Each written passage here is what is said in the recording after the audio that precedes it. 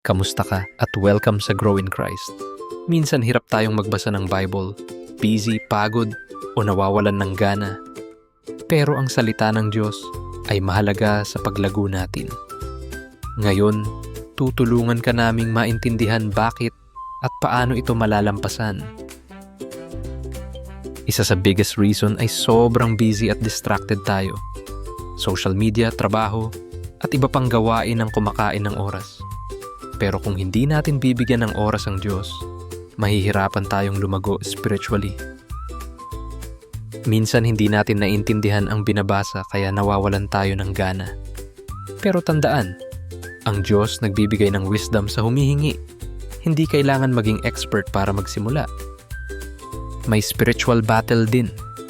Ayaw ng kaaway na mapalapit tayo sa Diyos, kaya tinatamad tayo o nawawalan ng focus. Pero sa tulong ni Jesus, kaya nating magpatuloy.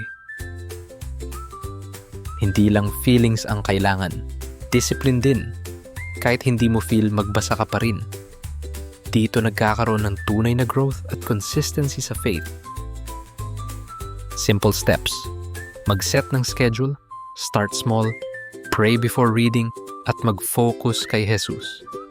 Hindi kailangan perfect, consistent lang. Unti-unti lalalim ang relasyon mo sa Diyos.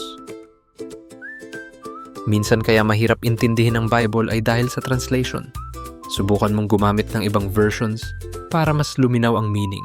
Hindi ito cheating. Tool ito para mas makilala si Jesus at mas maintindihan ang word niya. Kapag naging habit mo ang Bible reading, makikita mo ang pagbabago sa buhay mo.